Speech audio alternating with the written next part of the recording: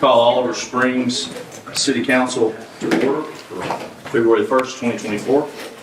Roll call, Joe. Robert Miller, Here. Jeff Bass, Here. Kenny Brown, Here. Teresa Van, Here. Terry Holland. Here. We got 5 out of 6 with 1 vacant ward. We have a quorum. Mr. Joe, will you lead us in the word of prayer, please? Our Father, we approach thy throne of grace, admiring your power and your authority and your love and your forgiveness, all the things that make you a God of which we have trouble understanding, except what you reveal to us in your holy word. We pray that as we discuss business tonight, that our actions, our work can bring honor and glory to you and provide the necessary services for these citizens. We pray for our nation in this election year that you would give us men and women in leadership positions that worship you and follow you and study your word and seek to implement your precepts as you have set out in your word. We pray for the hot spots of the world in China and Ukraine and the Middle East and Israel. We pray that the Holy Spirit would manifest itself in the hearts of all those involved, where that they would see and feel and hear your love and work through the differences in order to bring peace once again to the world. We pray for our servicemen and women at home and abroad, the first responders, the policemen and firemen and all that are involved to help us keep health and safety. We pray for them. Yes. We ask all these things in thy Son's name. Amen. Amen. Attention, salute, pledge. Pledge allegiance to the flag of the United States of America and to the republic for which it stands, one nation, under God, indivisible, with liberty and justice for all.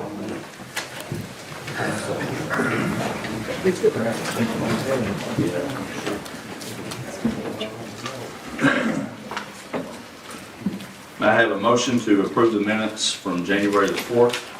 So moved. So we have a motion, do we have a second? Second. Second by Mr. Brown. Any discussion? No discussion, roll call, Joe? Robert Miller, Yes, sir. Jeff Bass, Pass. Kenny Brown, Yes. Teresa Van, Yes. Terry Holland. Yes. Passed. 401. This time, if there's any delegation from the citizens who would like to come forward and speak, please just state your name. Come to the podium, state your name. Reverend, you coming up today? No? Okay, sorry. It's okay. Thank you very much. Yes, ma'am. My name is Julia Daniel. I live at 116 Hopper Road here in Oliver Springs. And I first would like to give a brief overview of the Mamie Carmichael School Organization and the Tri-County African American Culture Museum. First, Mamie Carmichael School Organization was established in 2012. I especially would like to thank our Judge Van Hook, for your support in getting us established as an organization. We are a nonprofit organization, 501c3. Our mission is to preserve the heritage of the African American community, promote education, and support the development of the Carmichael Park in Oliver Springs. The Carmichael Park was last location of the Oliver Springs Colored School. Sorry, I'm going to pull it out real quick. Okay? Anyway, this is our school years ago. Okay? The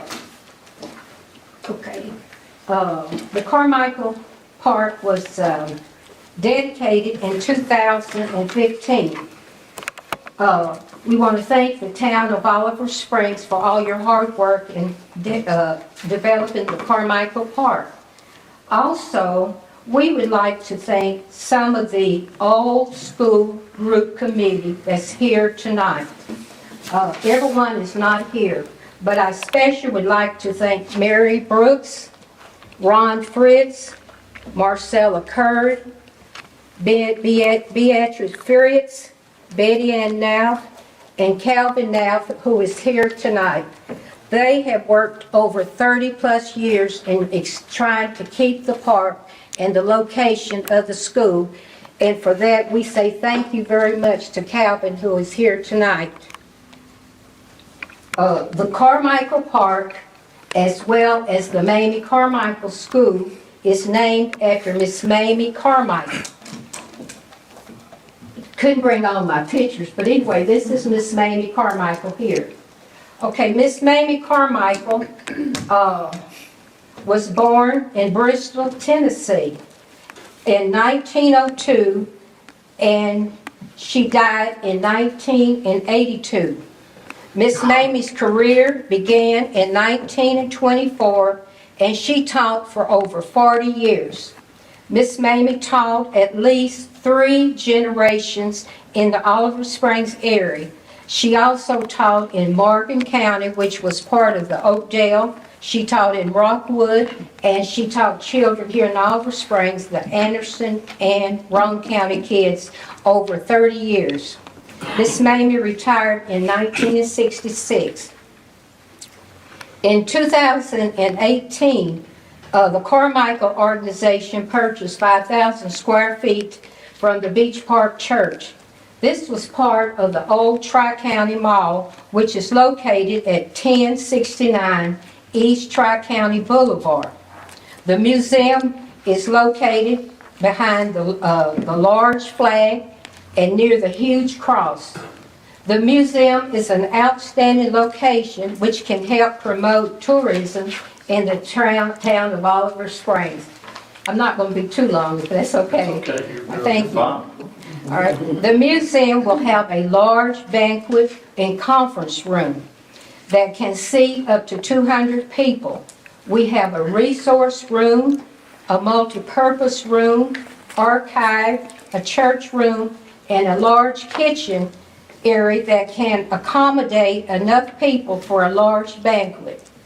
There are 17 showcases that focus on educational, social, and economic welfare of the people during the early years, and will also connect the dots to include current events and noble accomplishments, such as the Tuskegee Airmen.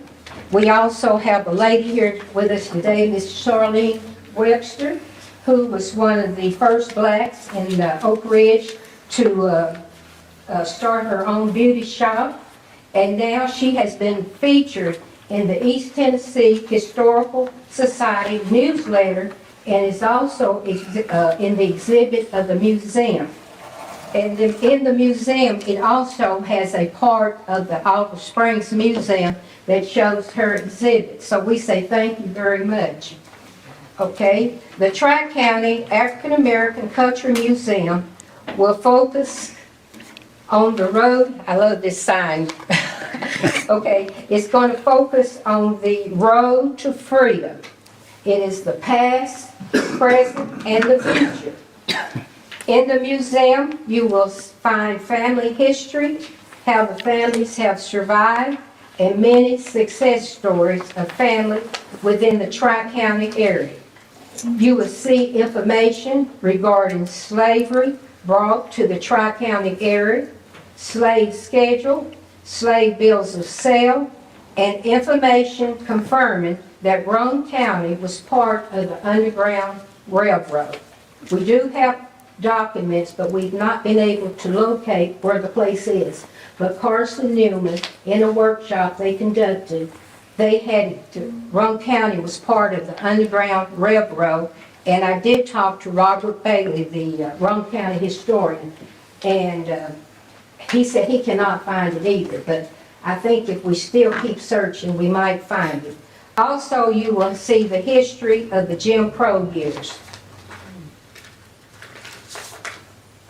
Getting close now. Okay.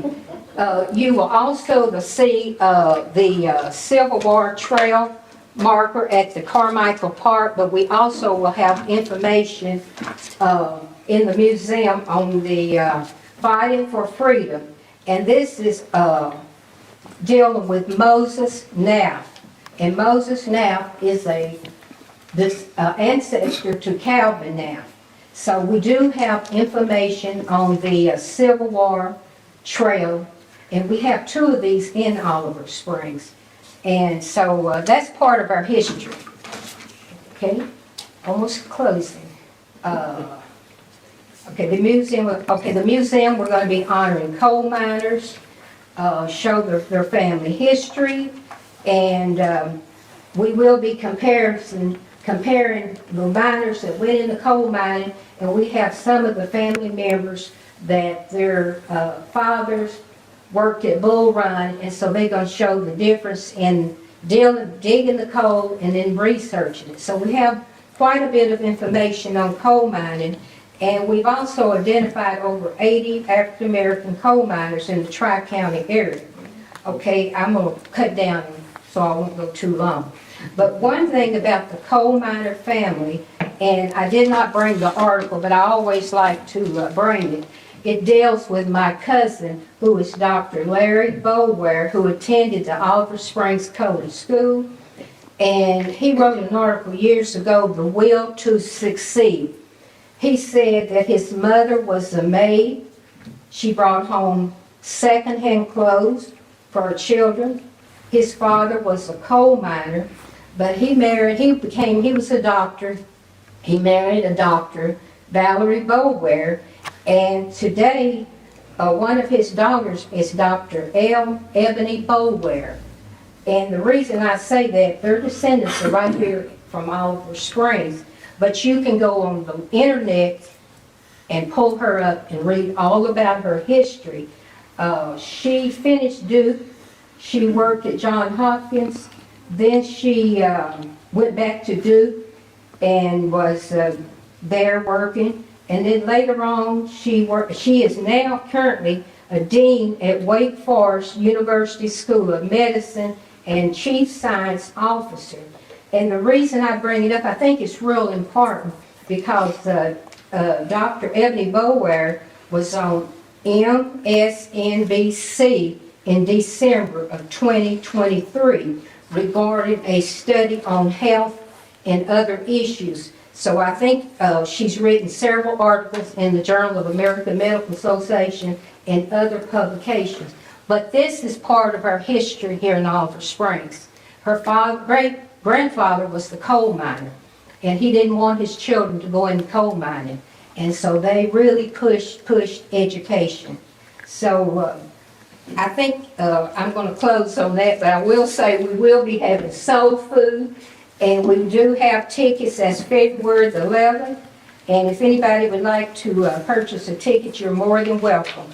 But we do have a traveling museum that we've been going to schools if someone asks us to come to schools.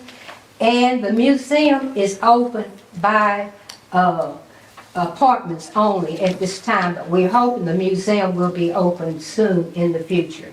Thank you very much. Thank you.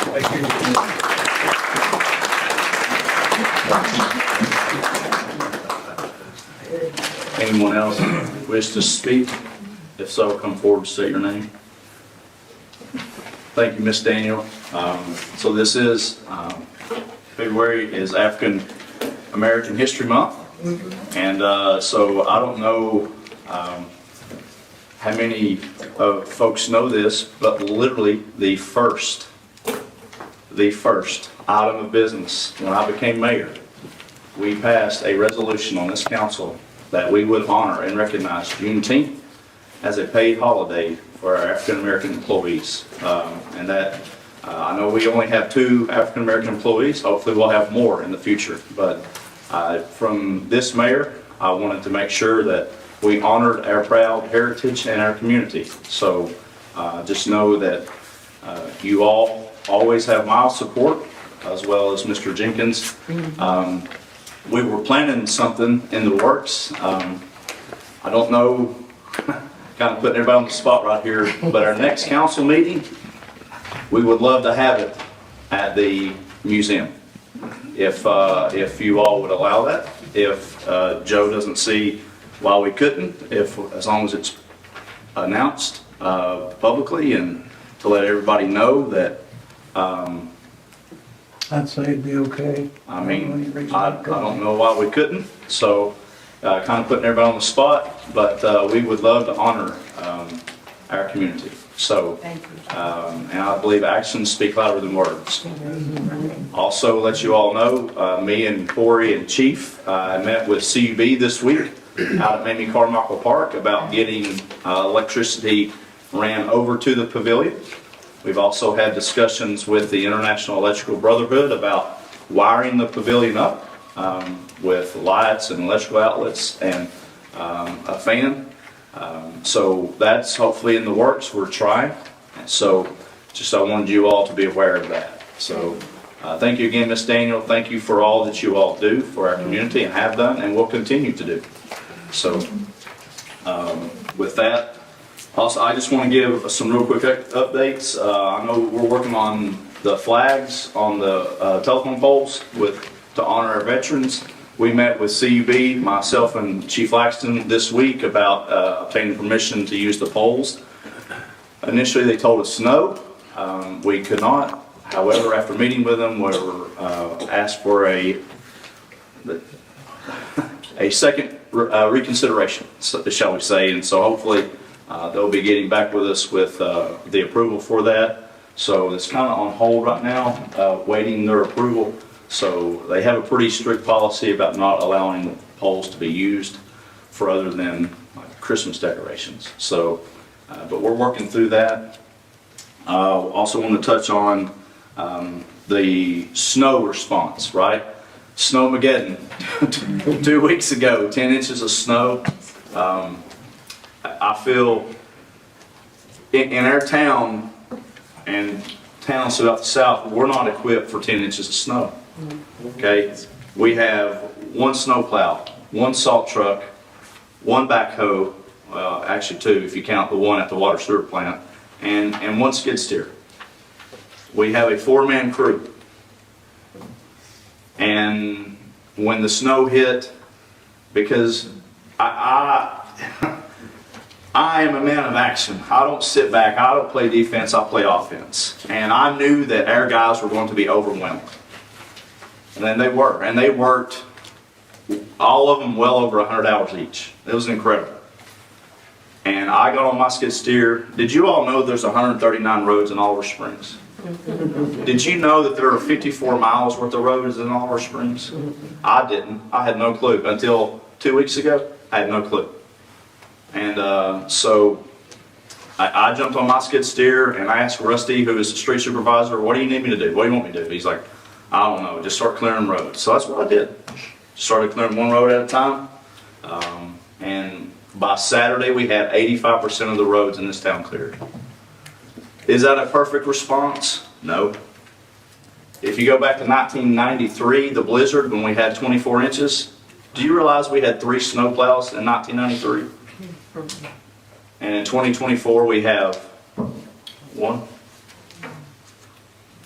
We did incredible, right? And I'm super proud of the effort that Corey, along with Chief Laxton, Rusty, Stephen, Tony, Tom, just behind the scenes working to coordinate stuff. When I say we have some of the hardest workers, we really do. And I realize it's their job, but working 16, 18, 20 hours, I don't know that's in anybody's job description, but they did. And I'm really proud of the effort that we put forward. So I just want to say that, and I hate to mention this, but I am a dollars and cents kind of guy, okay? That snow response cost the town almost $25,000 between the salt that was used, the man hours, the diesel and the fuel. And what wasn't counted in that was the 50 hours that I used on my personal skid steer at a cost of almost $5,000 that was donated to the city, right? I didn't write an invoice, say, hey, you owe me this. No. If it were to happen again tomorrow, I'll do it again. And I love my town, I love my people, and I love to serve. Period, plain and simple. All that being said, I will hush up. Corey. Thank you, Mr. Mayor. Snow and ice event from January 15th to January the 23rd. There's 71 tons of salt used, a material cost of $7,845. 316 man-hours worked, labor cost of $11,060. And equipment cost, which was just your 1-ton truck, your 1 four-wheel drive backhoe, and the 1 Bobcat skid steer, $5,645. Your total cost as a result of your snow event was $24,550. You have that on your handout there as well. The street department paving jobs remaining. Spots on Tri-County Boulevard, Breeden Lane, Henley Circle, 2nd Norway, and Green Street. Potholes patched since the snow has melted, 27. Again, that's since the snow has melted. Announcements, the library, Larissa's last day was January the 25th. So we do have a library director position open. Spoke with Liz Schreck, she's with the Ocoee River Regional Library System, which is who operates the Roane County libraries. She may be aware that kind of the process was your Roane County Library Board is the one that will make that hire. That will make the final hire. Now, we'll go through the interviews, post the job description, stuff like that. We will recommend who we think would be best for that library position. They'll make the hire. Carmichael Park, the handout that you have, that'll be on the letterhead too. Work to be completed, Carmichael Park 2024 through 2025. Electrical supply through Clinton Utility Board upgrades, new poles, wiring, and a transformer. Electricity ran to the existing pavilion where fans, lighting, and multiple outlets are to be installed. Tree trimming and removal along the roads and parking. Road upgrades, there's been 20 ton of gravel that was actually delivered today to fix the roads. Drain and ditch work to route stormwater away from the roads in the ball field. Frost-proof water spigot to be installed at the pavilion. New gate installation. We talked about those gates using the natural boundaries. You got the hills on the woods on one side, you got the drainage on the other. And fixing the park entrance, paving the junction of Fritz Road and the park. And finally, the new Carmichael Park sign would be installed. Your second handout was the Soul Food Sunday. Again, that was Sunday, February 11th, 2024, from 12 to 3 at the DAV. Plates are $25, and I believe they are selling those tickets before. Is that correct? Yes, Okay. we have them now. Okay. So if you look at the bottom, there you have your menu. Again, that was the Soul Food Sunday, February 11th. Thank you. Financials. We'll pull your bank statements first. Your general fund, you currently have $280,508.03. Your drug fund, $17,972.78. City judge account, $3,057.41. And then your HRA, this is for the general side, $1,540. Then your gas fund, this is your state street aid tax, this is where that money goes. Currently at $206,230.88. Financials, if you want to look at your budget first for the general.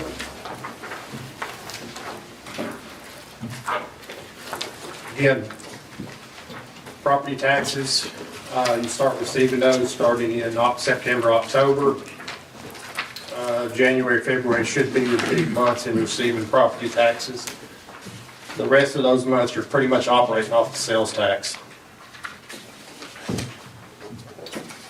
So your revenues for December is $323,429.90. Any anomalies I had highlighted?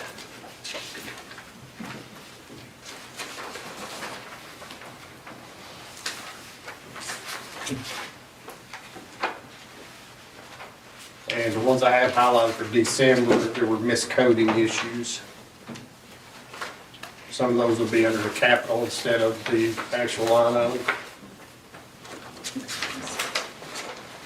You want to jump to your last page? Total expenses for December, $234,057. Total revenues, $394,484, giving you $160,428 revenue over expense. So as of December the 31st, 2023, you are operating in the black now on the general fund and your water fund.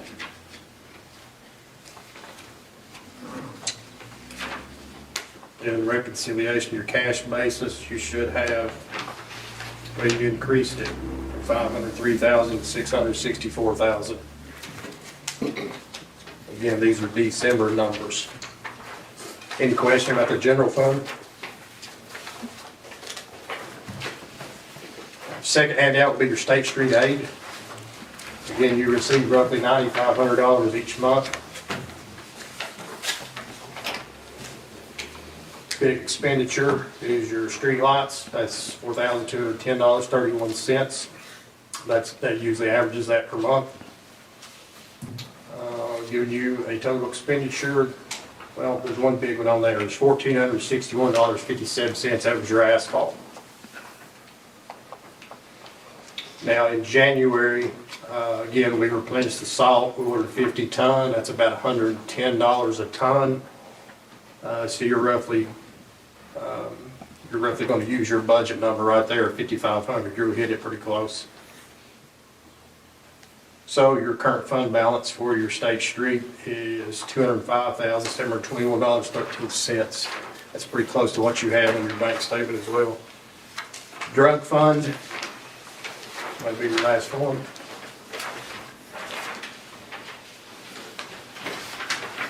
Revenues for December, $3,203.22.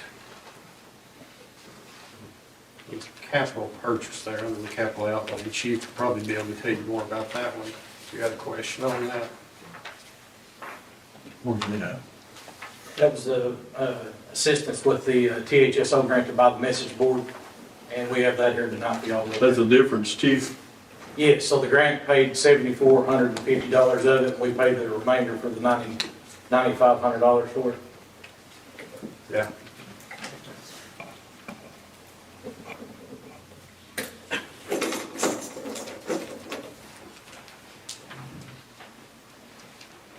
You may have any questions about the financials?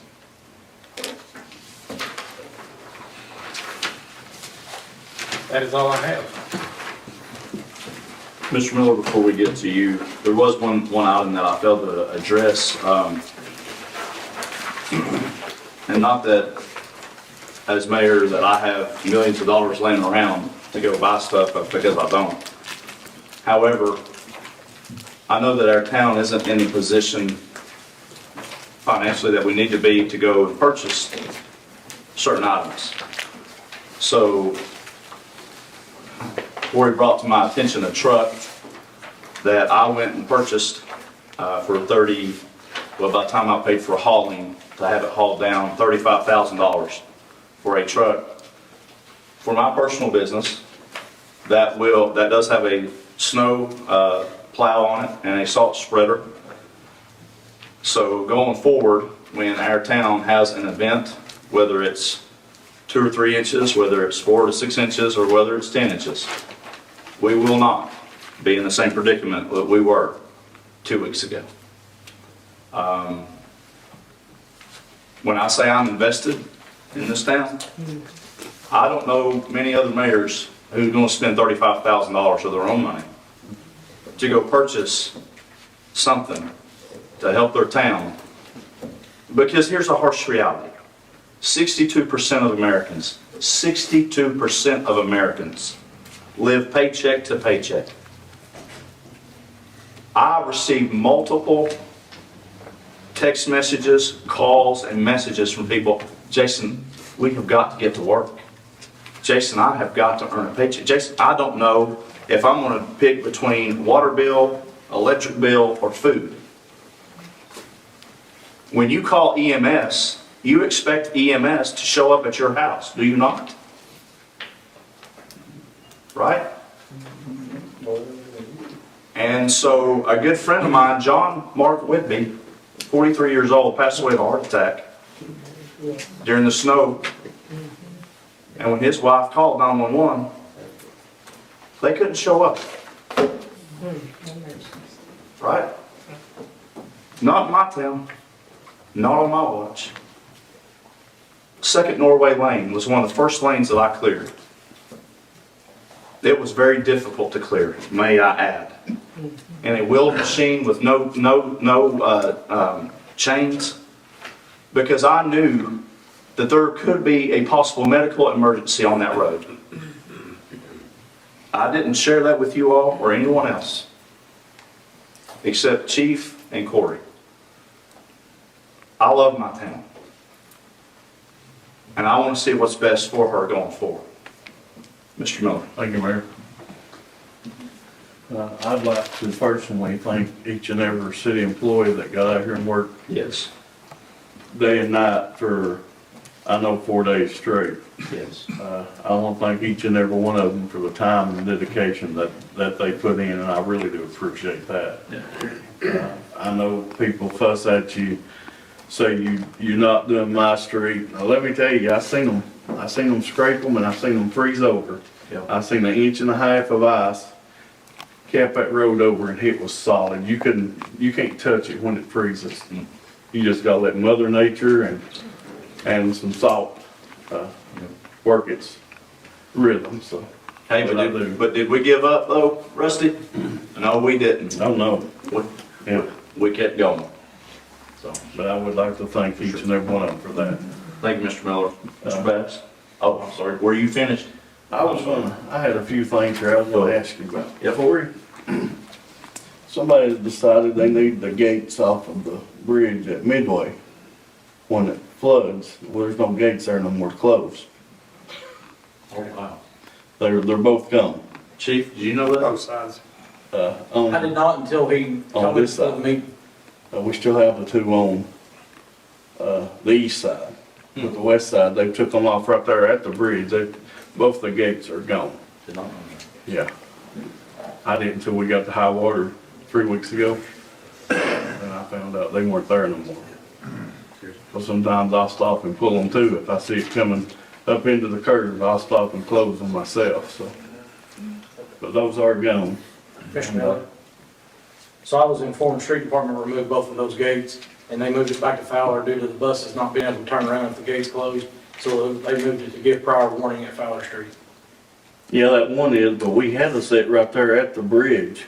He said he took those down because of that one right there. Well, see, they still go around that one at Fowler and go right across the bridge, right into the water. I witnessed one do it. He couldn't see that water, it's 2 foot deep standing in the road. But he went right across the bridge, right down into it. We talked about putting caution lights on all those gates too, even on Airport Road. Yeah, they probably need to be marked. Yeah. But, yeah, I noticed those were gone. And I would like to give recognition to Larissa Walker for almost 21 years of service to the town. I really hate to see her go, but she decided that, she had better things, to do, so. And I've seen her, grow at that library, and even though she didn't go to school for it, she learned it, and with some help.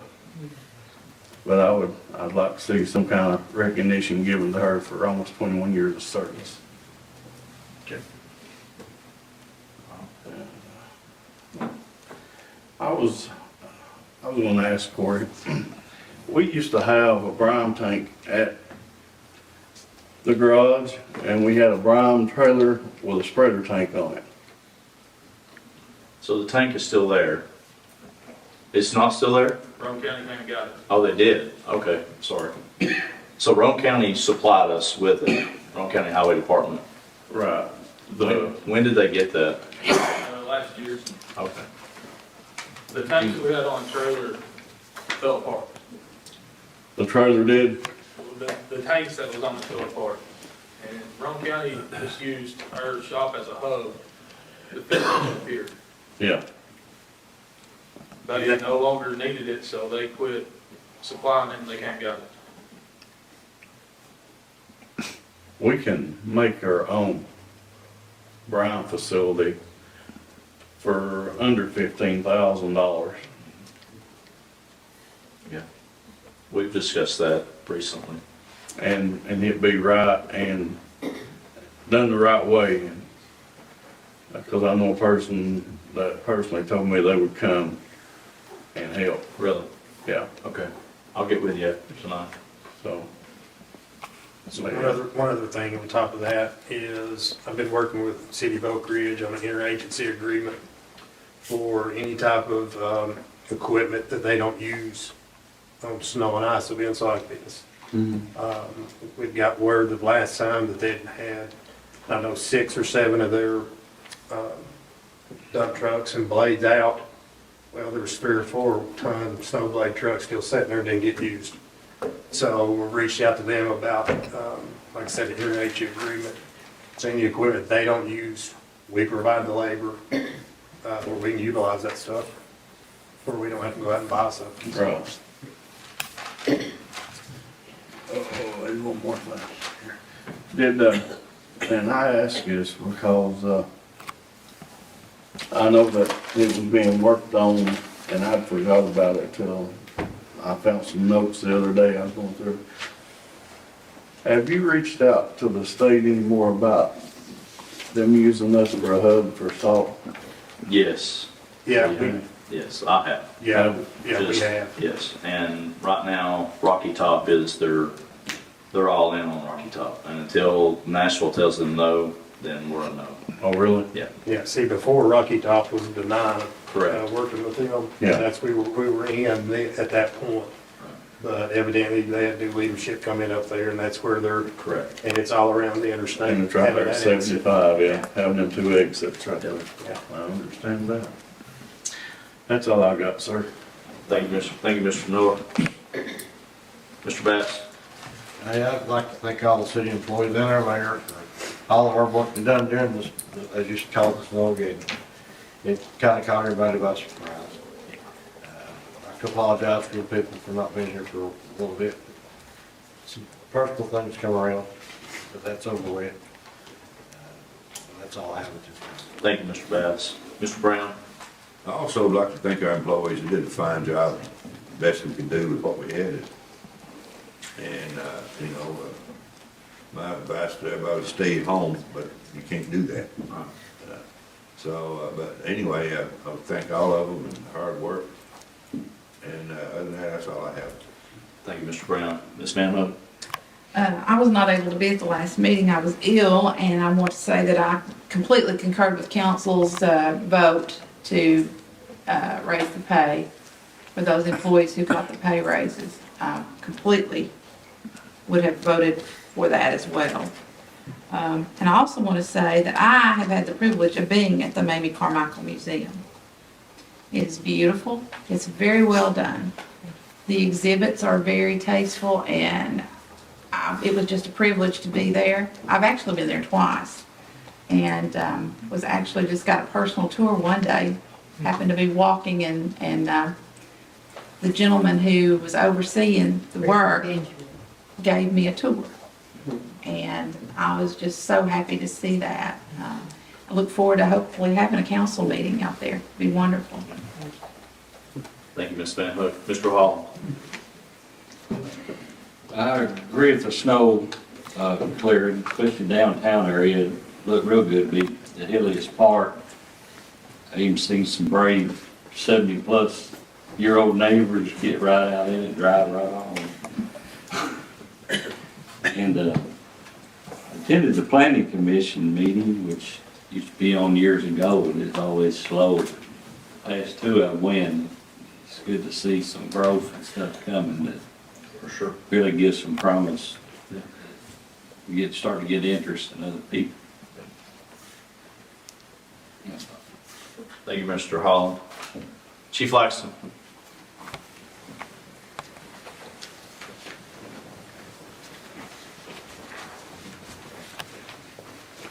I just want to start off, I apologize for bringing so much to you tonight. I didn't realize we were going to be so busy tonight.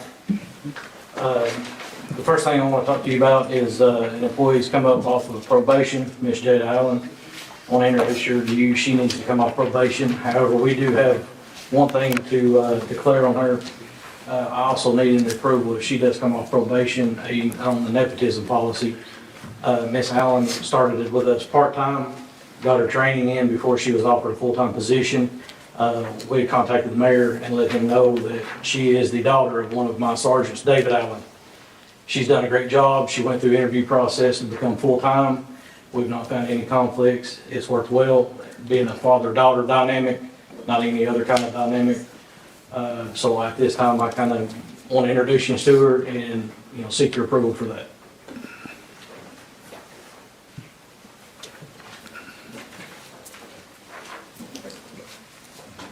Hello, I'm Jada Allen. Honestly, I've really enjoyed this position. I've enjoyed it a lot more than I believed I did, or I believed I would. I joined because I was already a city employee. I am a first responder. It's going on 2 years now for the fire department. And I joined because I wanted to be able to see the other sides of the emergency services. I wanted to see just what all goes into it behind the scenes instead of being on a scene, and it is very different. I believe that it has challenged me in ways that I didn't believe it would, and I think I am better because of it, because of this position, and I'm really grateful that I was able to have this opportunity. Thank you. Thank you. Do we have a motion? I'll make a motion. Make a motion, second. Second. Any discussion? Question, will her dad be her boss? No, sir. So at this point, David Allen is a day shift supervisor and she is on night shift. Will it remain that? 11-7? No, we're 7 to 7 on 7 to both, so it's either 7A to 7P or 7P to 7A. Are you comfortable that that's fine, but could you foresee an issue where they would both be on the same shift? No. So the way it works is once we're full staff, we have floaters for night shift and day shift when we have openings for vacation, sick, things of that nature. There's not any risk of anyone in the day shift area and the night shift area commingling, so there wouldn't be an issue with that. With dispatch being a separate division, they report to Captain Owens. It's not underneath our, patrol sergeants. So she is not in a chain of command with, her. She's dispatched then. Correct. Yes. See, if he's working day shift and she's dispatching day shift, she still doesn't report to him. Oh, she's on night I'm shift. on that shift. I know that, but if she's working day shift, she reports to her supervisor, which won't be her father, because he's out in the field. Yes. Am I thinking right? Yeah, Captain Owens is over our communications division. It reports to him. So any kind of issues, they have a supervisor, which is our TAC, Laura Pope. So they bring their concerns through her, and then she goes to Captain Owens. If there's something on shift, being it's nighttime, it would, be one of supervisors like Laura Pope Yeah. or, Captain Owens. Does this help your dispatch shortness, or you still need another? No, this will have us full staffed in dispatch, and that was the reason we kind of started with the part-time dispatchers, because they're already trained up, and they can, basically, move right over into a full-time position. They're already trained, and we're not missing any, open shifts that way. Bless you. All right. Motion, second. Discussion. Roll call, Joe. Robert Miller, Yes, sir. Jeff Bass. Yeah. Kenny Brown, Yes. Bruce Van, Yes. Terry Alden, Yes. passed. Good job. Thank you. Thank you. Thank you.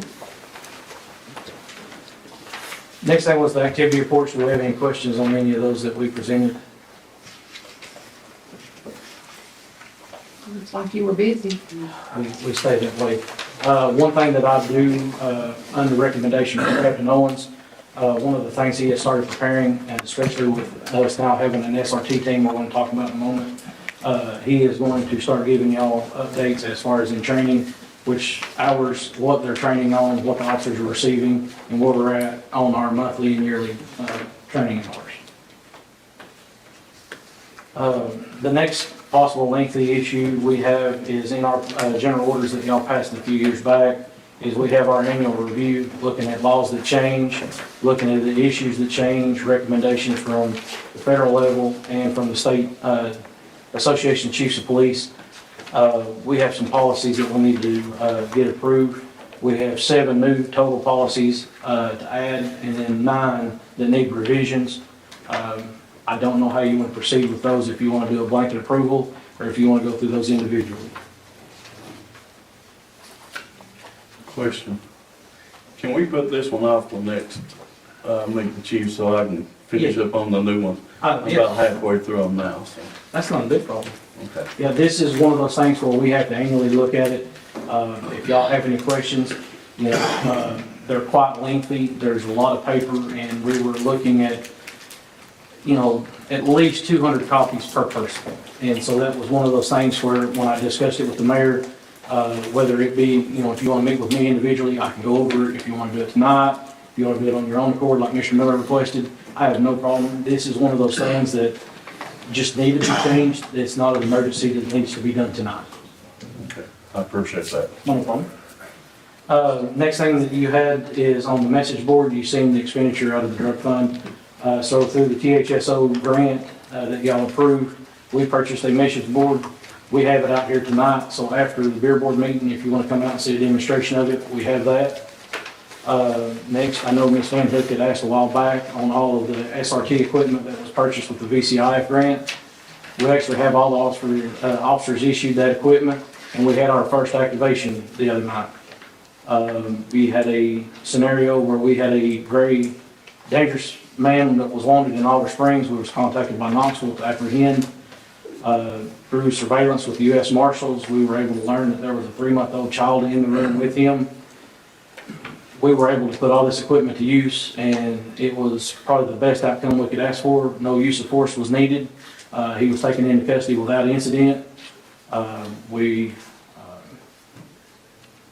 It helped a lot for that, because we did not see a good outcome for this situation. And with this equipment, the way the officers have been training, they've done a fantastic job. Was it a learning experience for the department too? Definitely, having beside us, we had, a total of 3 teams. We had not only our SRT team, but we had Anderson Counties and the U.S. Marshals. So between the 3, they were all able to, get intel. They weren't perfectly together, come up with a very safe scenario. We had to kick it around just a little bit, and we was able to, use it, and it worked out perfect. Didn't hear nothing but, praises for our team and the way they handled it, and they were very impressed. Good job. Yes, very. When was this, Chief, when was this? 2 days ago. 2 days? Yes. So all that equipment really has paid off. Extremely. I mean, can't get into the tactics right now, but it's something I'd probably discuss. But a lot of those items we've never had, and by being able to purchase this stuff, we was able to walk through it like it was nothing. Awesome. Thank you, Chief. Thank you. Chief Bell?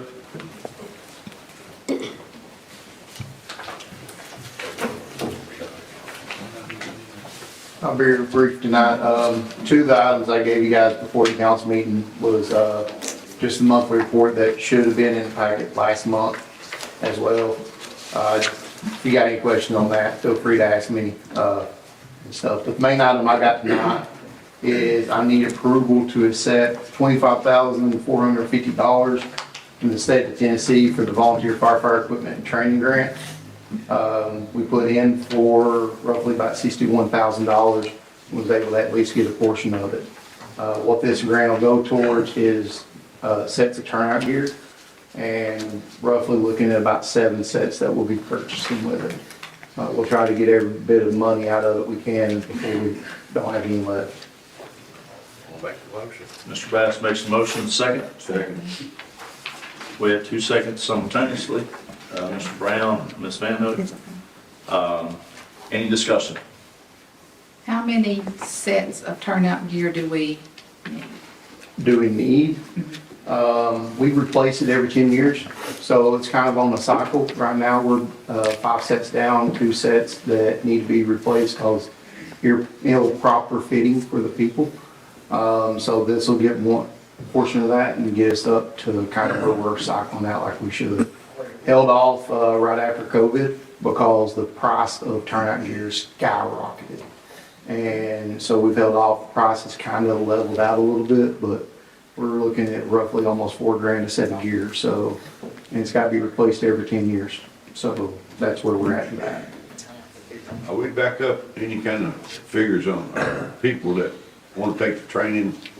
We're at 24 members and that's holding pretty steady right now. Pretty steady. And we really need 30, you said? 30 is the ideal because of shifts Yeah. and availability, and 30 is my cap, what we've set years ago. But that's just to try to get everybody's availability and stuff. So these young people or high school kids or none? No. We still not getting any out of high school? Nope. Your average age right now in the department's roughly about 41. And you've got a couple that's around the early 20s. I got 3 eager people that are young that are getting training, but you know, the cycle of a volunteer firefighter. You'll get them in at 18, they'll be there till about 21, they'll start getting a family, they'll disappear, about 35 they'll come back, maybe. Usually it's closer to about 50. So We still pay to train them, right? We shall. we pay per call and they get a monthly or quarterly stipend for their training. Thank you very much. All right. Is this a non-matching grant? Non-matching grant, so it's all, whatever we get, what we get.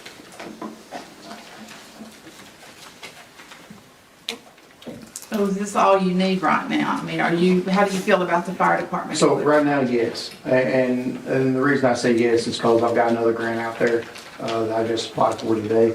That's another replacement grant, and that'll put us at half. I try to keep most of our stuff on a replacement cycle for that purpose.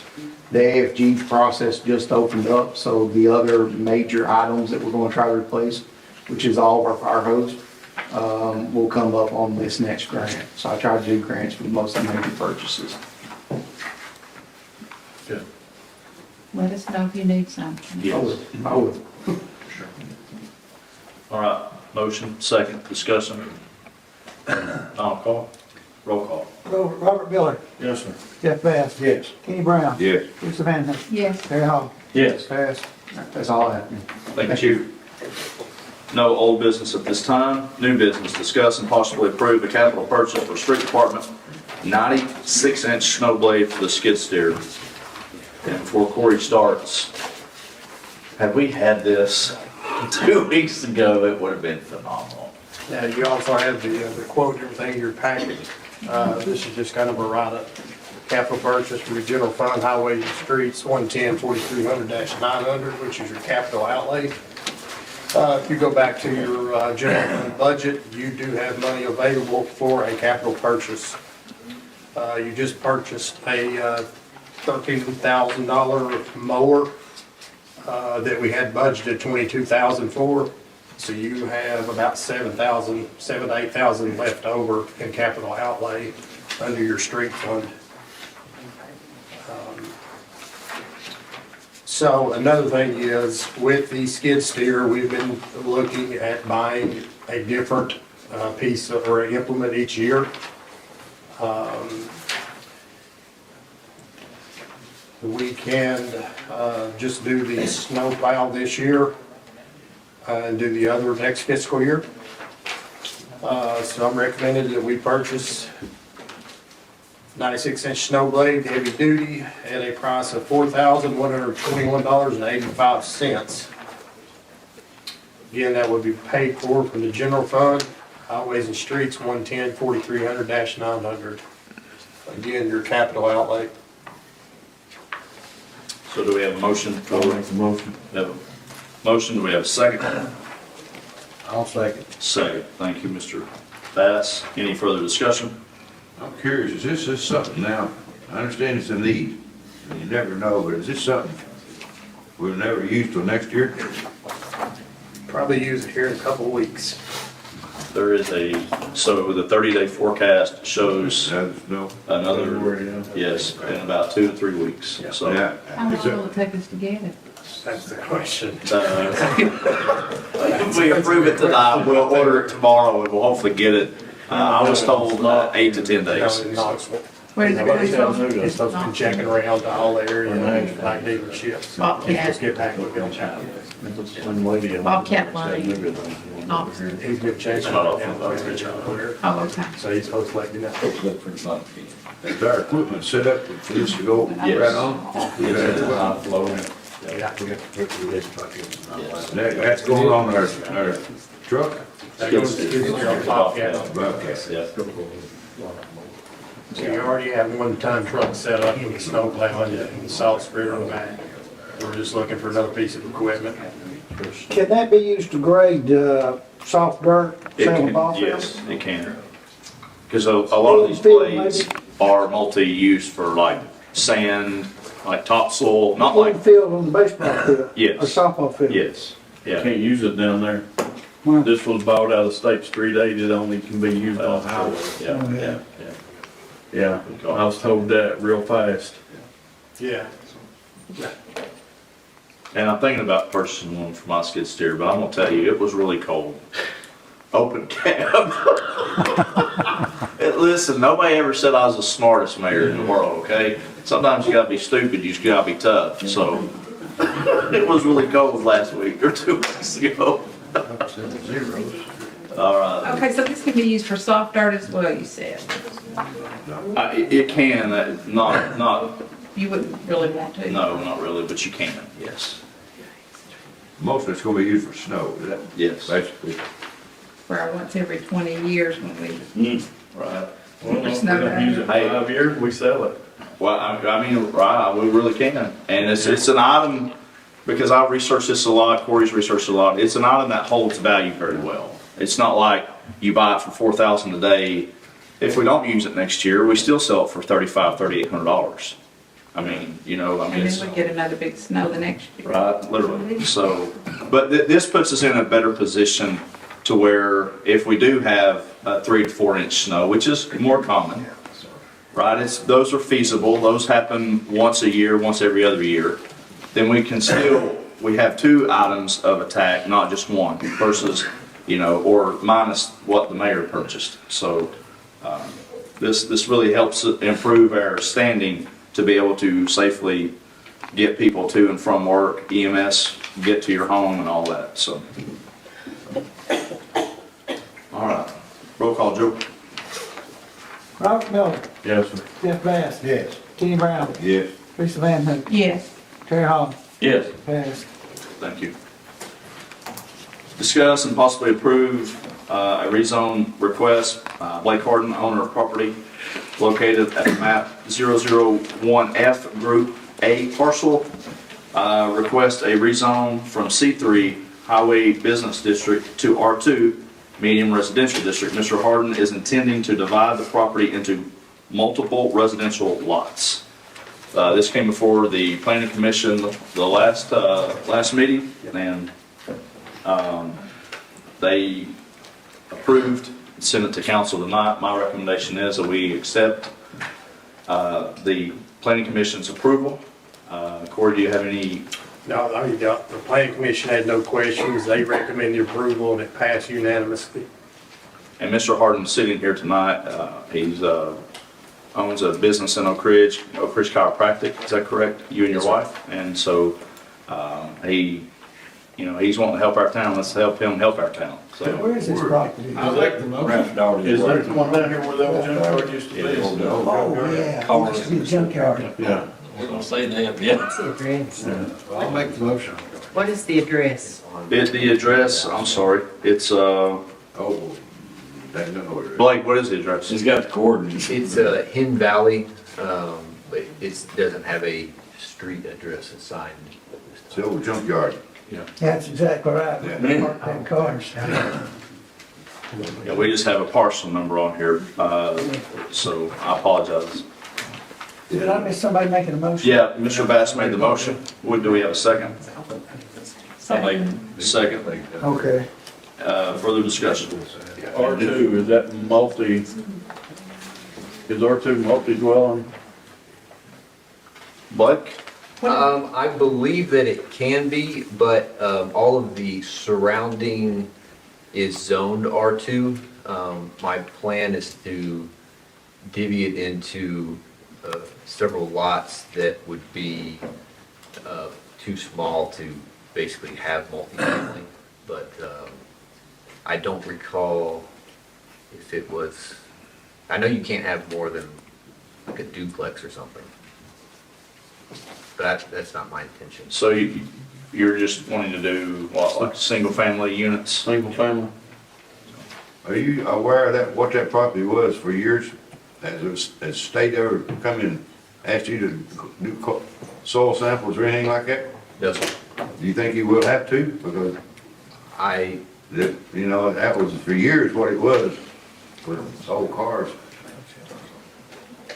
Is that something that was brought up before? No, sir.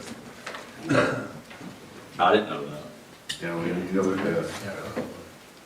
Crowded up here, that's Yeah. Ralph Darty. Really? That's Ralph Darty's junkyard. Did not know that. That's where every car he towed in. I know, you're too young. Yeah, I am. there used to be a fence, the state made them put a fence up here. Yeah. And, finally got rid of all the cars over the years. And they just got rid of cars, that's correct. Any further discussion?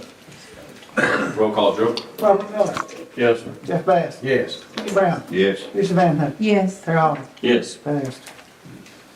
Item C, discuss and possibly approve the resolution 2024-02-01, a resolution in recognition of the African American history of Oliver Springs, support of the Tri-County African American Cultural Museum, and support of the Mamie Carmichael School Organization.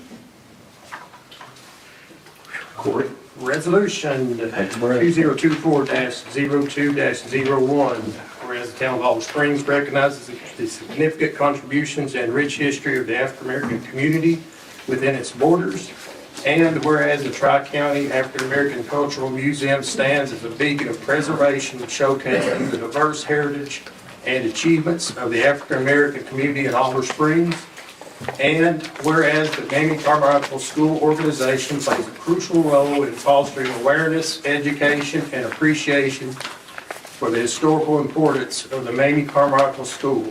And whereas the town of Oliver Springs Mayor's Office and City Council demonstrates unwavering support for its initiatives aimed at building, preserving, and promoting the African American history within its community. Now therefore be it resolved that the town of Oliver Springs officially recognizes and celebrates the African American history ingrained in its cultural fabric. And be it further resolved that the Tri-County African American Cultural Museum and the Mamie Carmichael School Organization are commended for their efforts in preserving and promoting the rich heritage of the African American community. And be it further resolved that the town of Oliver Springs Mayor's Office and City Council affirm their steadfast commitment to supporting initiatives that contribute to the building and preservation of African American history within the community. And finally, be it resolved that copies of this resolution be provided to the Tri-County African American Cultural Museum, the Mamie Carmichael School Organization, and made available to the public to underscore the town of Oliver Springs' dedication to fostering an inclusive and historically rich community. I'll make the motion to approve the resolution. We have a motion to approve. Do we have a second? Second. Second. Any further discussion? Roll call, Joe. Robert Miller, Yes, sir. Jeff Bass, Yes, sir. Kenny Brown, Yes. Lisa Van Hook, Yes. Terry Allen, Yes. passed. Thank you all. Item D, discuss charter changes. The charter change that me and Corey have discussed, I would say needs to be tabled until at least the next council meeting, until TDEC, or TDEC. The comptroller's office gives us clarification on a particular item. So what you have there is the first part of your chart, for your actual charter. If you'll just go ahead and be reviewing that in its entirety. Now would be the time to change any of your charters if you have anything on your mind. Yep. How often can we change it? Every 10 years? We can change it every time you. Yeah. And- It just has to go before the state. Once we approve Yeah, you're back. by a supermajority vote, then it goes before the state legislature to essentially be ratified or passed. So, but yeah.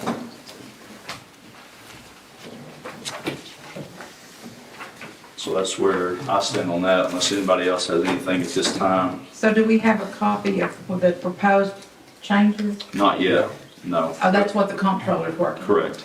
Well, we're waiting for, yes, Confirmation. yes, so. Okay.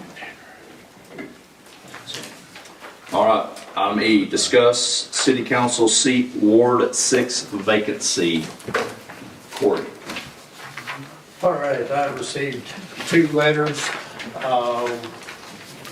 One from Miss Becky Devaney, second being from Mr. Don Schillings.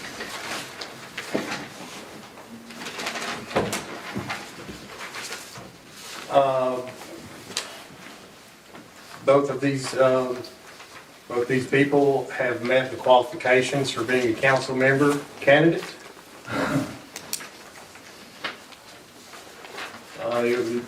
Kind of the process would now be up to council to either discuss or make the motion second and vote.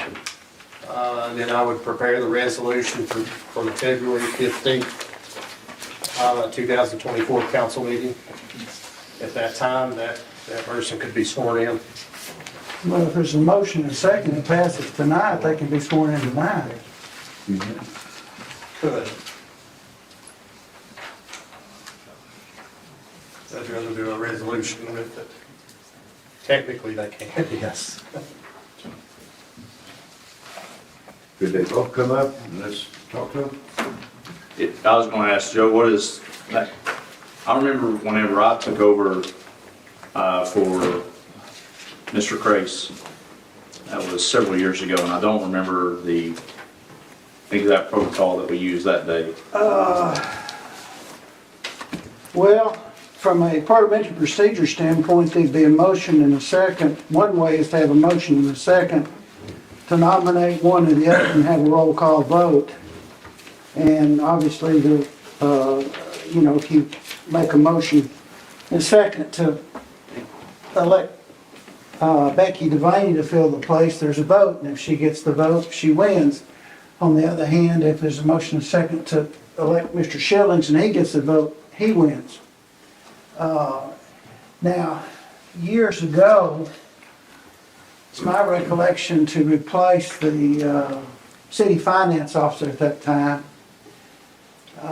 There was a secret ballot, and the 2 candidates that were, names were written on paper, and, for example, each councilman would vote and write the name down, and then that's publicly called, and the council person applicant that gets the most votes wins. Now, I haven't researched it, but I would think that it should be a roll call vote. I'll say perhaps based on the sunshine law or based on the disclosures.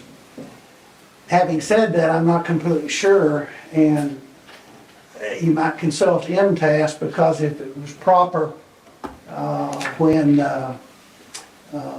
the city finance officer was elected years ago, and Ms. Walker was involved in one of them at that time, and I can't remember whether she won or lost on that election. She later succeeded when her predecessor had some problems and had to resign. But if it was lawful then to be voted that way, it should be lawful now. And keep in mind, that was ever how many years ago. Ramona's been city finance officer, 20 years maybe. 25. So I'm 25, so I'm, that's a long way to recall specifically, but in general, I think those are the two variants. I've sat on council since '06, and it's been done twice on council since I've sat here. What, motion to second with public No, roll call vote? To do it by secret ballot, it's Okay. been done. I still think we should allow both of them to speak. Yeah, I do too as well. I do too as well. Shoot mercy. I do too. Which one wants to come first? Yes, Ms. Doesn't Devaney, have ladies alphabetical order. first. I'm sorry, Alphabetical order. Devaney comes before Shillings. Ms. Becky Devaney, would you like to step forward, please?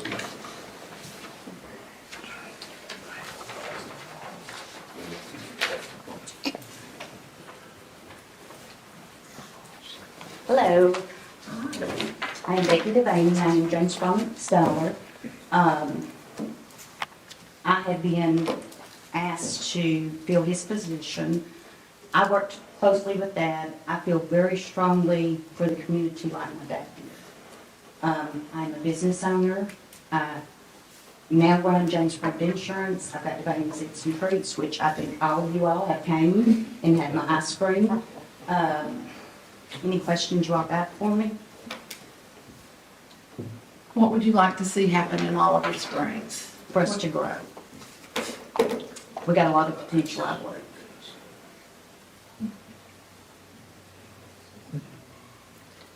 Is that your house beside Jane? It is. Yes. Yep. Have you ever been on a council or anything, planning commission or anything like that before? But I did help Dad. I was his right hand, particularly more when he served at Rome County Council or Commission.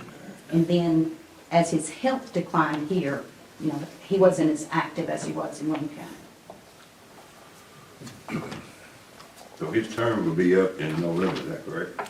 That's my understanding, yes. November of 2024. Yes. This year, are you planning on running if you got, or this gonna be just something you fill in? I don't know. I would like to continue. I mean, the voters would have to do it then, Right. not us. Yeah. Sure. Unfortunately, I wish the voters would decide these two instead of us and doing it. Well, it's a lot of work. Yeah. I will tell you, it's a lot of work to get caught up to speed. I mean, you will be somewhat familiar from having watched your dad. Right. But it is, It's not. it's completely- intense at first. It's not completely foreign talk to me, resolutions and all that. I've heard that. For the last 20 years, I've heard that talk. So I know. Would you be objected to be the second woman ever in Olive Springs to be on the council? Nope. I was wondering if we ever had two. No, we've had women, yes. Yeah, we Yeah, my mother served. Joe's mother was city Yeah, council. my mother served in 1975, I think. She Right served before I after, graduated she from law served school. after we married too. And then Jim Davis, his wife, I think he We died. never had two on the same. And Jim Davis, his wife, was elected to finish out his term for several weeks. And then, Kim Patterson served. And, Was Becky Yarborough Becky Yarborough at the served. same time that Kim Patterson? She, her and Kim both served on. See, I think we've had Kim's two women on served. council before. and then Tree, this is about 6, I think. This, if Ms. Devaney is elected, it'd be the first time the council has had 2 women serve. Are you sure, did we Becky had Yarborough Becky and not Kim. serve at the same time that Kim Patterson? Yeah, that's right, she did. This would be the I think second they time. did. I stand Yeah, corrected. Becky and Kim served together.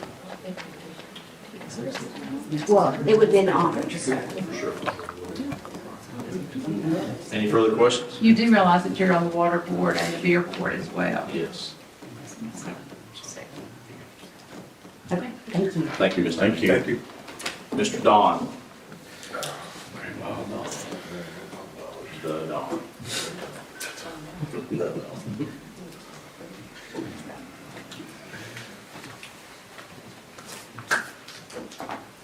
Don Schilling, 733 Gensley Road, Kellytown.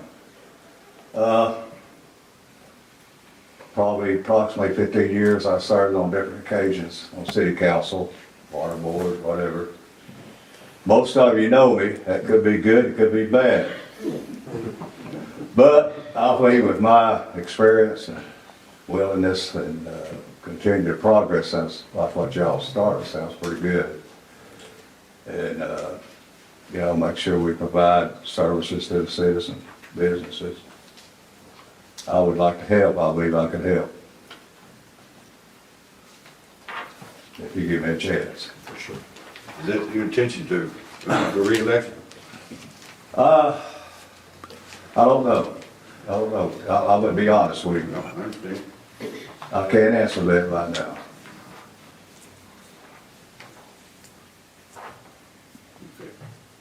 I know you did good while you was here, and I tried to.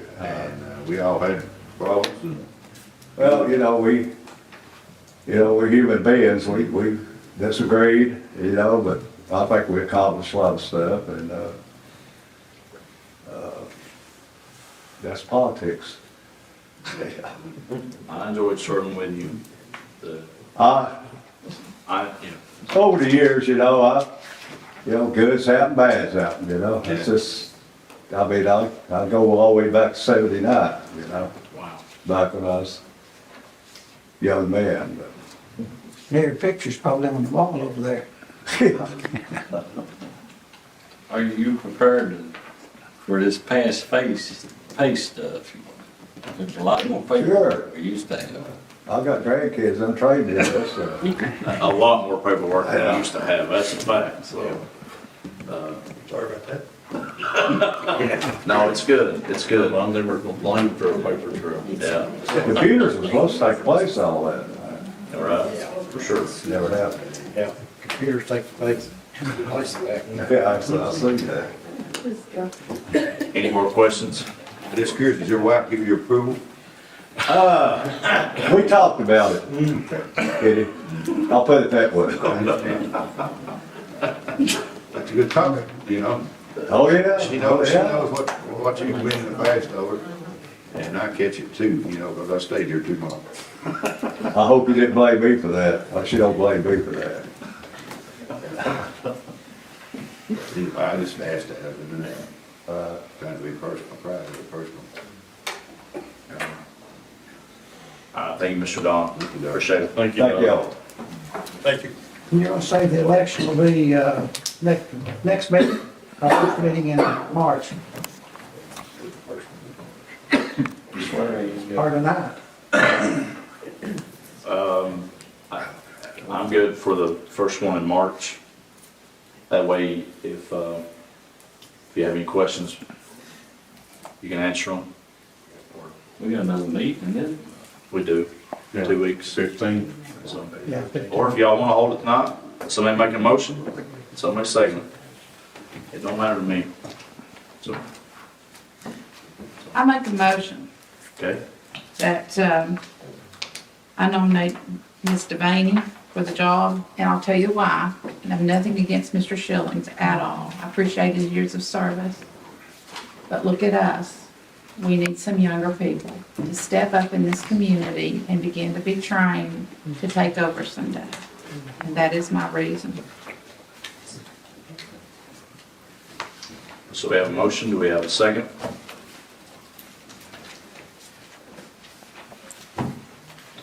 I'll second to get it on the board, Okay. on the plate. So we have a motion, we have a second. Any further discussion?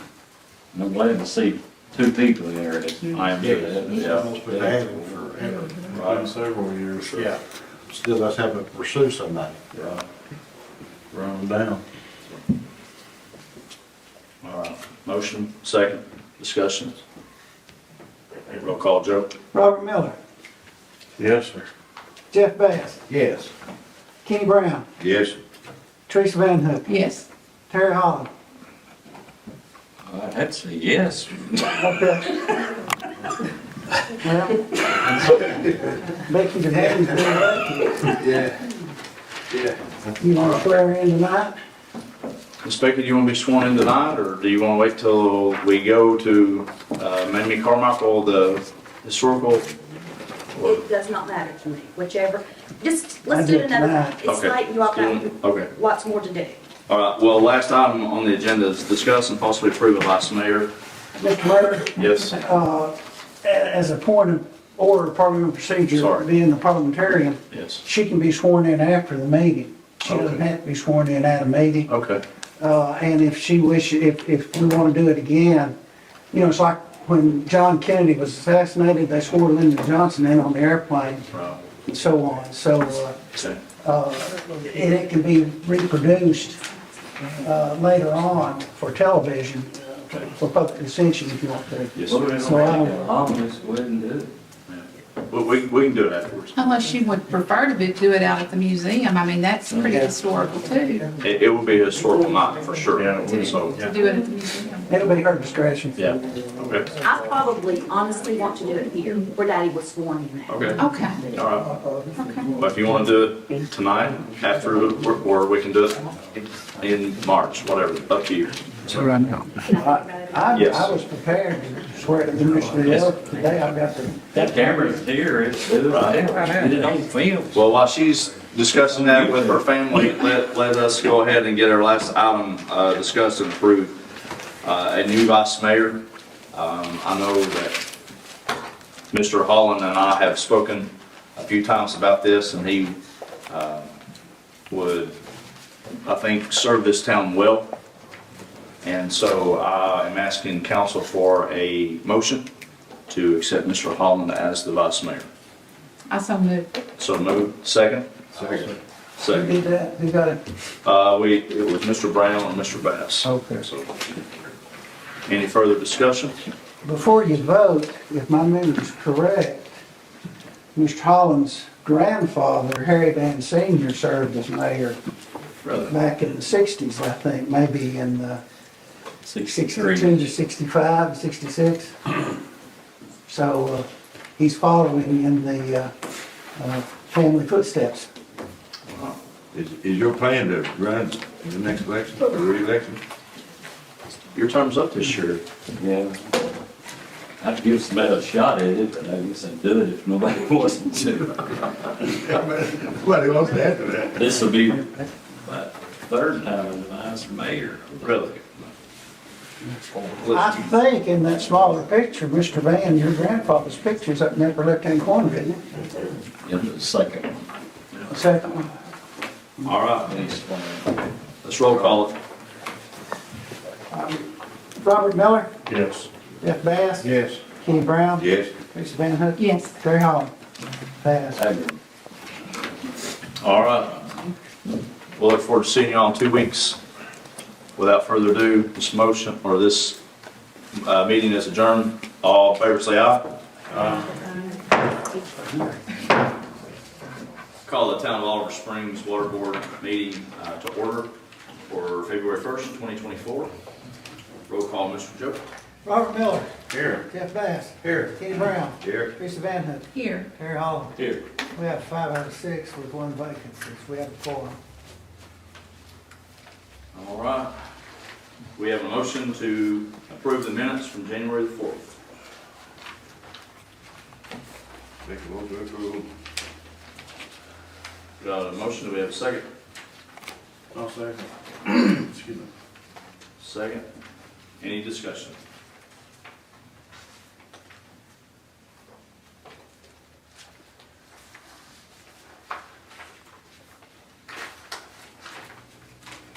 No discussion? Roll call, Joe. Robert Miller, Yes. Jeff Bass, Pass. Kenny Brown, Yes. Teresa Van Hook, Pass. Terry Holland. Yes. Passed 3-0 to 2. All right, at this time, do we have any comments from the water board customers? If so, come forward and state your name.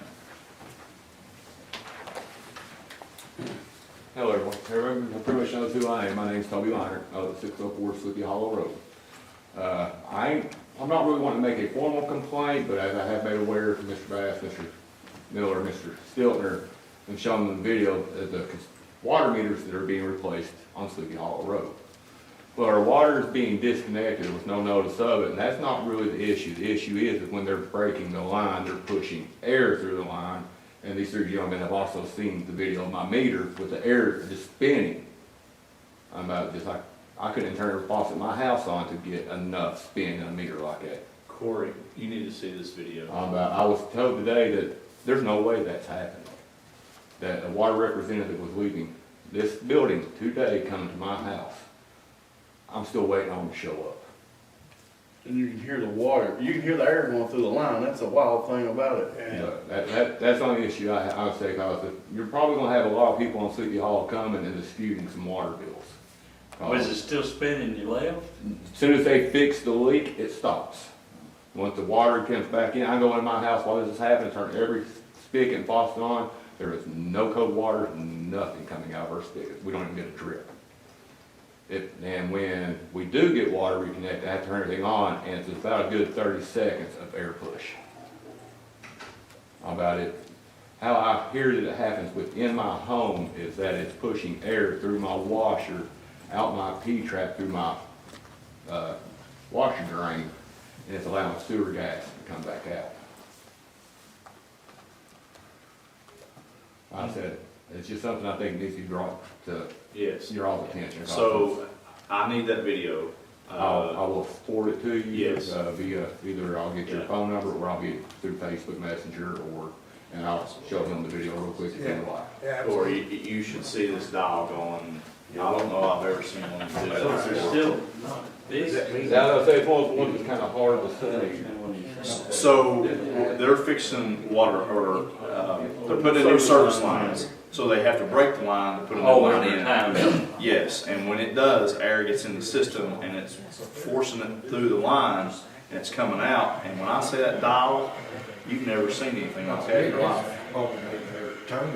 Yeah.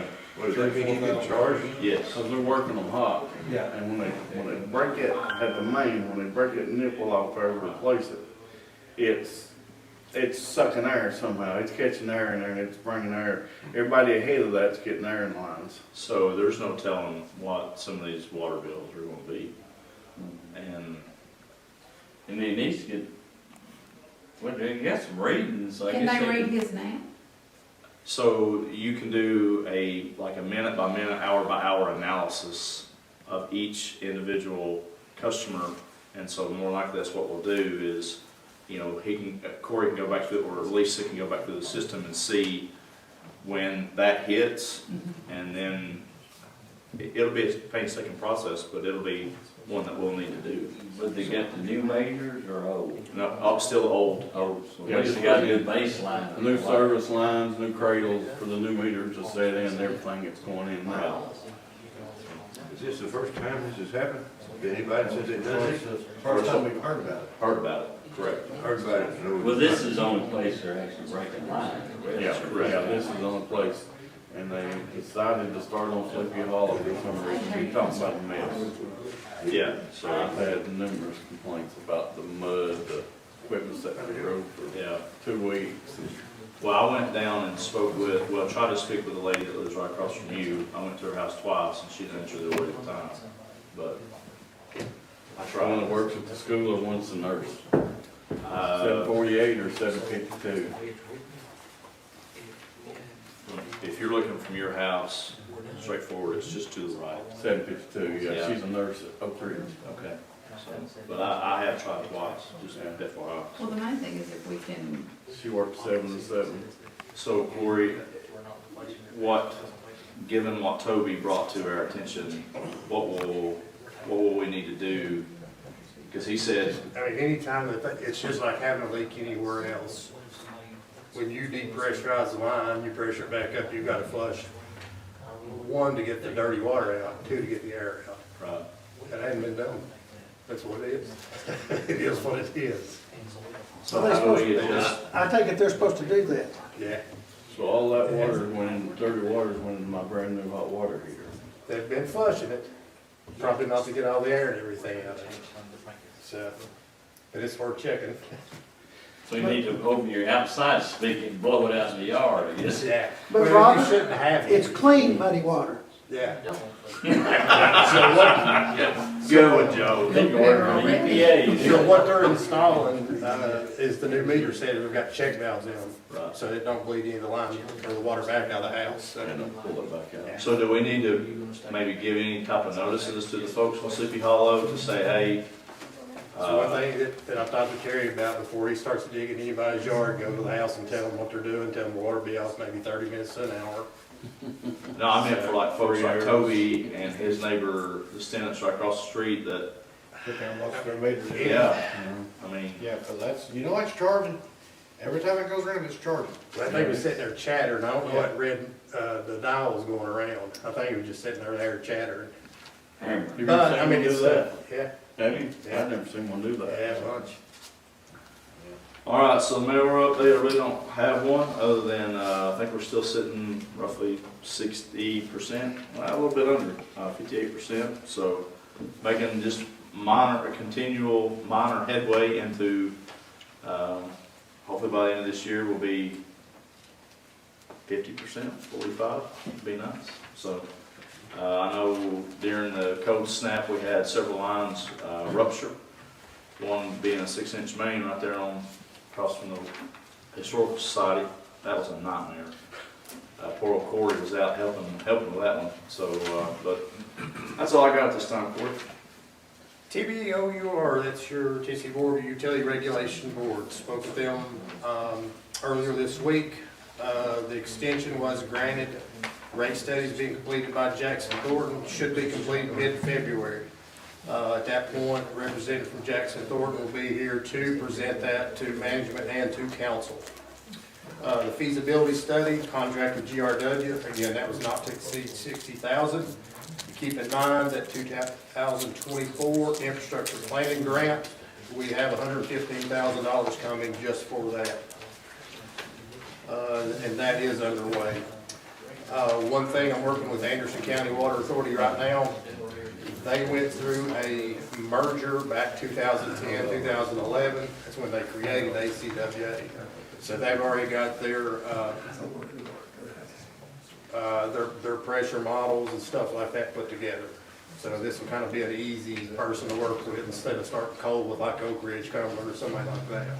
So that's who we're working with the feasibility scales. One thing that the comptroller did stress was the board member training. Again, 12 hours every 3 years. Second thing, we've got 2 public hearings coming up, February the 6th, beginning at 11 a.m. here at City Hall. One is for the Community Development Block Grant Program for 2024. And the second at 11:15, as soon as the first one ends, would be the CDBG program project closeout, which is your 2022 water system improvement project. And that had to do with the zone meter project and the hydraulic model study. Your handouts, performance services, one thing I want you to look at there is the preliminary infrastructure improvement report. This was what we were working with back in September, October, November. Couple of things, performance services, working with Olive Springs on strategies for energy operational efficiency, water loss reduction, and potential funding mechanisms for several of the needed capital improvements, like a new public works building and the new Justice Center. So we've kind of put off the Justice Center because that's not something that's going to happen within the next 5 years. You're probably 5 to 7 out before that. But this is a report going through that, has the budget estimates and potential savings. One thing that Performance Services has asked at the February 15th council meeting, they will be here at 6 p.m. if anyone has any questions or would like to meet with them to go over anything, any projects in this. What date was that again? The next council meeting, February the 15th. 15th, okay. Yeah, and like I said, they'll be here at 6 p.m. The water plant update, state reports were submitted January 5th, no violations. Same for the sewer plant, submitted on January 4th, no violations. Your water loss spreadsheet. Everything should be in order the way I handed it to you too. So, January 2024, current water loss is 58.3%. So from March 2023, you have dropped your water loss almost 20%. Which is a savings, by the way. Just so you can't say this enough, almost $15,000 a month is what we're saving now that we are no longer having to purchase water daily, 7 days a week, 30 days out of the month. How many days are we buying right now? The past 2 weeks, we've been buying every day just for about 2 hours at a time, just to try to keep everything up, especially when those heavy rains and stuff come through, because we were planning on being shut down for an extended period of time in case the hydro bid come in, which it didn't. So we were lucky there, and I mean, we were lucky all through the snow and ice ordeal at the water plant. Normally, we would be buying probably every other night. We do buy 2 nights on the weekend. So I mean, we're back up to buying maybe 7.5, right at 8 million for January. That's a pretty good number, considering how much we bought from them then. Do we got operators there when we're buying? Yes. Yeah. A lot of times they're still running the plant when we buy from them too. So they're actually doing something when they are there. Second handout that I had for you right there looks like this. This is our zone meter that we have out in the system. You have 6 zone meters. What this is from GRW, part of the hydraulic model. So this information from those zone meters, this is how much water we're losing in each zone. So zone 0 and the additional handouts are the actual maps of the zones through the back. So zone 0 would be the line from the water plant to zone 1 and zone 2. So from the water plant, this is less than a quarter mile of pipe we're losing. October is 47 gallons per minute. Through December, it's actually decreased. Big things are zone 1 and zone 3 and 4. So zone 1 is the water line coming up Oliver Springs Highway. So we're losing average 190 gallons a minute on that line. Big thing on zone 3 and 4. That would be the meters at Batley. So from Batley to Richards Tank, we're losing on average about 250 gallons per minute. Zones 5 and 6. Zone 5 would be the meter that's going up Dutch Valley. Zone 6 would be the meter at Strut Street and Tri-County Boulevard. That would be the line coming down into town. So we're averaging right there losing about 200, 205 gallons per minute. So this was the project where you put your zone meters out in your system. Corey with GRW is the one that's been manipulating this data. So this is kind of the first reports that we've got out of that. So what does this mean? We now, with a loop system, we know what these numbers are. So we've already identified valves out in the system where we can isolate different pressure zones out in the system. So case in point on number 5, we can cut a valve off backside of Smith Road. That one valve will create 4 different pressure zones in our system. So we've already got the number of meters counted in each pressure zone. We'll watch this data for a month and be able to tell how much more water we're losing in each zone. And let me, with Cecil sitting here, that was the original intent for the whole zones, right? Absolutely. And when Cecil passed the torch, nobody looked at it.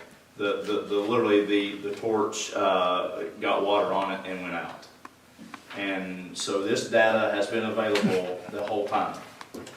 And now here we are with someone who understands the hydraulics of the system, and now you're seeing the end result of what Cecil knew 6 years ago, now we're seeing it play out.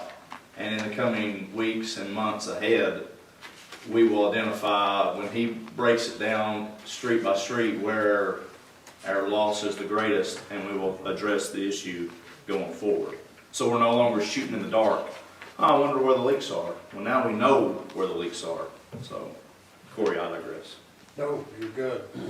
Some other areas we'll be able to isolate are on Airport Road between Sycamore and Davis Lane. Edmonds Road, and then actually on the boulevard. So that's stuff we're looking at right here with that. Your service line replacement project started January 10th. Got 16 meters replaced so far, and that's replacing the service lines from the main to the meter, the meter setters, new meters, and meter boxes. Now, we have had a couple of issues out there. Case in point, the complaint we had earlier. We've had a couple of service lines and have not been able to turn those lines off. What they have done in the meantime has been out exercising the valves, running them up or running them closed, open them back up, and it'll bust that tubercle growth off the seats of them where they will eventually close. So they are doing that now. A lot of what the contractor's been digging out is old copper with your lead joints, your lead fittings. So this is stuff we need to be getting out of the system anyway. It's kind of slower process than we thought, but. Can that copper be sold, recycled? Yeah, most definite. Is it going to be, and who will get the money? I mean, it'll go back to the water department. Okay. I mean, just like we sell. We're stockpiling it to carry it to the Yeah. metal smelter, and they'll give us a check Yeah. back. Okay, We have that and the brass as well. okay. We take That's it. good news. Won't be a lot, but it'll be something. The new cam strut meter installation started January the 8th, approximately 200 meters installed. They started down to the downtown area. They're currently going up in the Cove and should have that area finished maybe tomorrow. Are they putting business meters in too? Yeah, this Downtown Corey? Yeah, this is total Everything? residential, yeah, the 1 inch, 2 inch, and 3 inch meters, yeah. This is total. The consumption analysis, Councilman Brown, the one that you asked about, I'm about halfway through that. That was the minimum bill. Currently it's at 1,000 gallons, about moving at to 1,300. I should have that spreadsheet for you by the March meeting. Financials, if you want to pull up your bank statements and your budget. Currently, for the waterworks, you have $923,566.64 in your water account. With a disclaimer that Here's the disclaimer. 375,000 is getting ready to get transferred out. Correct. Because that was ARPA money that should not have been in there. But all that being said, we're at what, 5 months in a row in the black now? Yes. 5 months, yeah. So, which means we're not losing money anymore. There you go. Sorry. Waterworks payroll account, $17,987.44. Your rural development account has $602,920.44. And your HR account currently has $89,604.26. Now, you do have two accounts at Regions. Both of these are grant funds. One has $110,554.94. The second has $38,197.64. So that is your bank statements for the water and sewer fund. Your budgets, all the way to the right, December. Now, again, these are December 2023 numbers. We don't have the financial statements for January just yet. But if you want to, well, front page, real quick, metered water sales. December, sales are down just a little bit, $100,452.77. Monthly average, you're averaging $101,148. We're trending toward 1.213 on the water revenues. Budgeted numbers 1.258. So you're starting to trend the right direction. Jump all the way to the back sheet.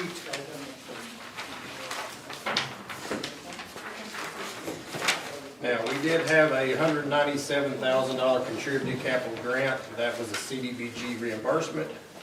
Total for December, you are $268,191.17 in the black. You lost me. Where you at? Very back page. And then net change in that position.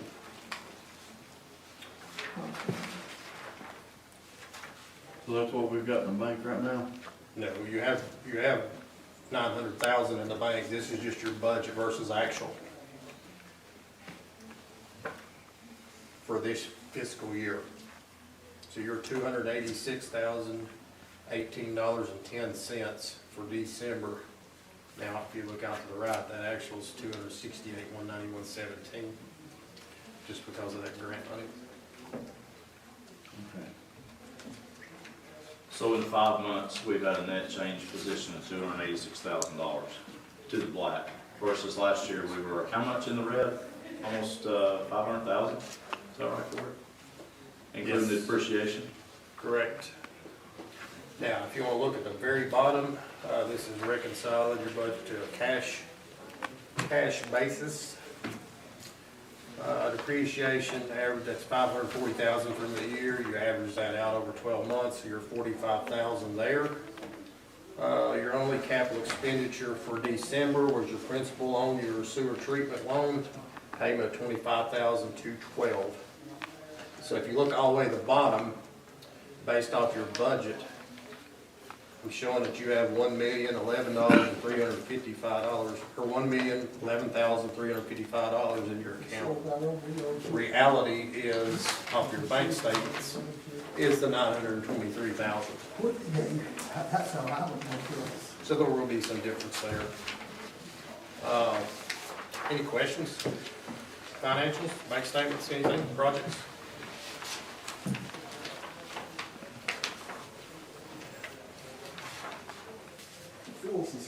That's all I have. At least we're headed in the right direction. Yes. Yes. So and that helps us tremendously in the feasibility study when we can look at them and say, hey, we don't need to merge with another utility because we can manage our own. So versus the last 4 years when we have been in the red for 4 years in a row. So. The state will be happy with the last 6 months of improvement. For sure. Yeah. I mean, 20% reduction in water loss. Now we're 5 months in the black. I mean, the trend is we're doing much better. So, Mr. Miller at this time. I gotta say it, so I don't know why I forget. Our water bill went up almost $70 this month. And no change in the household, you know, they're just, but, you know, like I said, there was 33 days. But the bill will tell you at the top, there's 35 days on it. And of course, I know what that means, and Corey, he explained it to me. But a lot of the general public do not know what that means. But that 3 days put me into another water bracket. And so why was it delayed 3 days, Corey? Was it weather related? Yeah, we try to read, it's usually the 19th or 20th or 21st of every month. Meaning you have 30 billing days in each billing cycle. Yeah. So normally, that counts from the time you go out, when you read that meter, till the time you read it the next month. Now, local government, the way you have to load your computer and read this, that starts that count as soon as you load your computer. You have to let that computer load for 1 day before you start reading. So you're automatically 1 day behind on your billing there. Now, this time, we were supposed to start reading it on a Saturday. It snowed on Monday. So we didn't start reading till Tuesday. So there's your 3 days there. And I've had, I don't have any complaints about the mess we've got on Sleepy Hollow when we're putting in these new service lines. I've got complaints from mud being piled on the road for 2 weeks, to no signs being put up, to equipment sitting in the road for 2 weeks. And I've come to him with it, so I left it in his lap. Yeah. Was that due to the weather? Is that why it Part was of it, sat there yeah, for so part long? of it, yeah. Some of it, yeah, some of that's where they've hit those services and it's created a mess out there. Yeah, like the one today where they had that one up there on the hill above, Redbud, it's there's mud all the way across the road, down the road, in the cedar. Yeah. Corey, just give with Terry, make sure he dots his i's and crosses his t's. Yes, it's definitely. I just told them that I do what I could do for them For sure. and leave it at that. Put them to me. But I would like to thank the water guys for getting out here and fixing these leaks back the week of the snow and trying to stay. I know they were out there on Sleepy Hollow for, I don't know, what, 3 hours at least on that one. Yeah. And that's all I've got, sir, this time. Thank you, Mr. Miller. Mr. Bass? Have nothing. Mr. Brown? I want to thank our workers. Like I said, we've had a tough 2 weeks around here, and I didn't leave the house for 5-6 days. And for what good, you know, the snow brings, it showed up a nasty looking fiasco. Are we stocking back up on salt and brine, or We are. is that Already been replenished. already been refinished? And our budget really took a hit, I'm assuming, on that, like a lot of other counties. Yeah, I mean, we'll get into it more in depth in on the council side. I mean, it costs us $24,000. Okay. That's labor, material, and equipment use. And that's just on the street side. That don't take into account any of your water sewer leaks. That was close to, I think we turned in 5,000. 5,000 for reimbursement from Yeah. Anderson County Emergency Management. So we know we So had a that's lot for water. of overtime going on, I'm assuming too, right? A lot. And that really, does that come out of, that overtime, that come out of this budget, or does it come out of that No, okay, it'll come out of this budget. I'm done, General general Budget. budget? Yeah. Okay. Yeah. That's all I have. Thank you, Mr. Brown. Ms. Van Hook? I just want to say, I wasn't able to be at the last council meeting where you voted the raise to our employees, and I would have been right there with you voting for that. I'm very pleased that we were able to give them a raise. They obviously earned it. Yes, very much so. Thank you. Mr. Holland? How many meters, new meters installed? They're probably about right at 200. Now, I don't take into account what they've done today. And there's three doing the installs, 3 people. And the meters that are close together like they are downtown, I mean, they can knock out 60, 70 a day. Now, the ones that are like, Oliver Springs Highway, there's one here and quarter mile down the road, obviously that's gonna take a little bit longer. So they're right at 200 right now. Good weather, good conditions, they should be able to install 1,000 a month, 900,000 a month. So we're shooting for having this job wrapped up by, April, May. That's good. You really tied him up some today, but y'all need to spend some time with him, because as long as I've been on this, I didn't realize that, what was the statistics, we feed all the houses on Dutch Valley to Yeah. Marlow Extension. Marlow Extension. Yeah. I didn't realize that's on both sides of the road, the whole run. We looked at a lot of the maps today that showed where the meters are at, valves, fire hydrants, stuff like that. And I always heard woodcutters, but I never heard that we feed all the houses on each side of 61 all the way to the water. So I was kind of open your eyes and how many more chances of water leaking what's going on, because it's all over. Yeah, it's not just Oliver Springs proper, so. It's a giant loop. That's all. Thank you, Mr. Holland. No old business, new business. Discuss and possibly approve a capital purchase for the wastewater plant, ISCO Model 5800 refrigerated sampler 40. So you should have in your packet,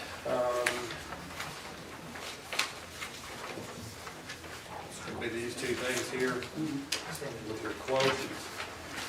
So what these are is an outside sampler. Takes like a composite sample of your effluent samples at the sewer plant. There's 4 state required tests. It takes total nitrogen, ammonia, suspended solids, and the carbonaceous bio-oxygen demand. So again, you've got 2, one on the influent, which is the raw influent, but you're finished. The one on the influent is the one that has went bad.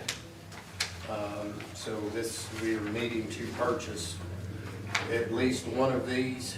I would recommend, if you're replacing one, to go ahead and replace the second one. If you look back on your budget, there is capital money in the sewer treatment.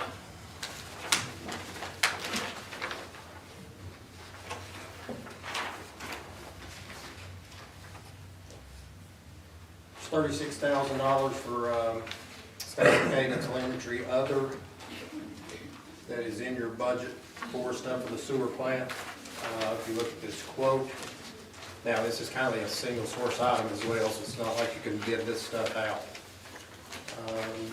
So one of these samplers is $8,682. 2 of them would be $17,364. Freight would be $676.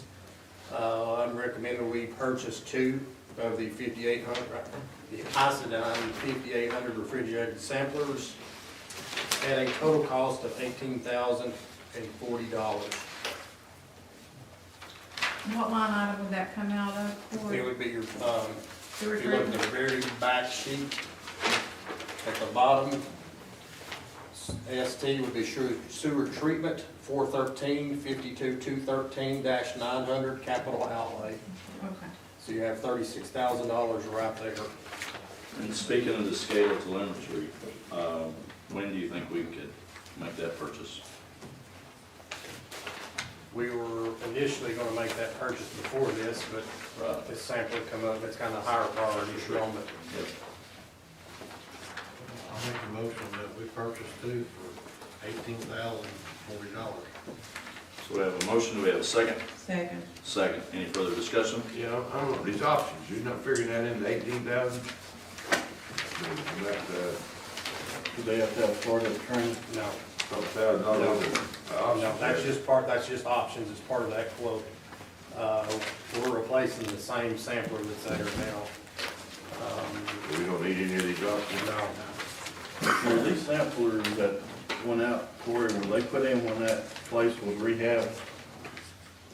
Actually, they probably were. So they're not, but They're not very old. There's a copy or a picture of the old one. 6, maybe 7 years old? Yeah. Now, the thing is, I mean, yeah, that's why they're encased in those. I mean, they're an outdoor sampler. Is this something the state mandates us to have? If we As don't far have as it, those we're samples. not. They don't mandate you have this particular one, but you are required to do those samples on a daily basis. There's no compensation for it. Mandatory, let's have it. No. Not that I'm aware of. Not taking the sewer plant. Is that the best they could do on the freight? Now, I'm not aware of that, well, that's for both of them as well. But that, I mean, that's something that we can check in. This seems kind of high. You know what these things weigh? Yeah, $676.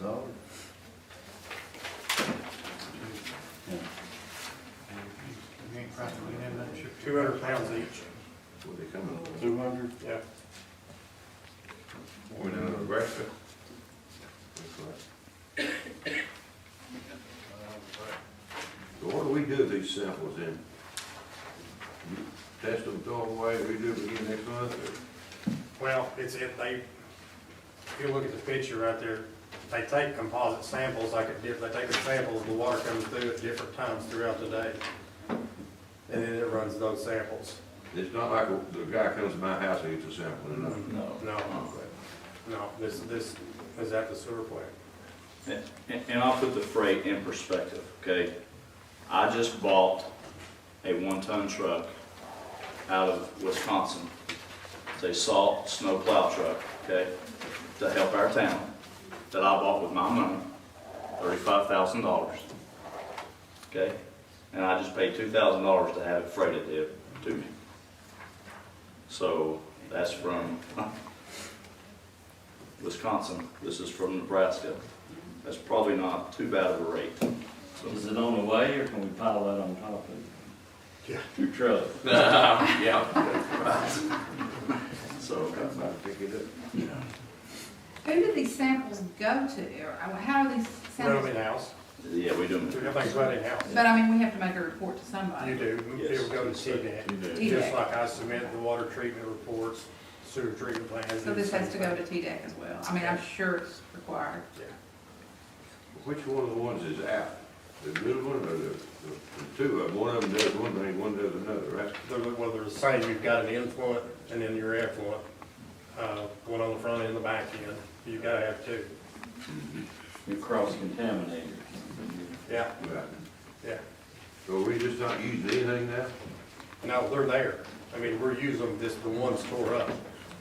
So I mean, it's kind of emergency purchase.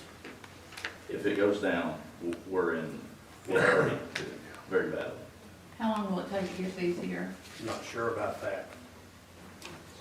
2 to 4 weeks estimated. After receipt of order. Yeah. Oh, yeah, I see it there. Estimated shipment, that doesn't mean it'll be here No, it's, after the snowstorm we just had. don't send it UPS. All right, motion, second, discussion. Any further discussion? Roll call, Joe. Robert Miller, Yes, sir. Jeff Bass, Yes. Kenny Brown, Yes. Teresa Van Hook, Yes. Terry Holland. Yes. All right. All in favor of adjournment, say aye. Awesome.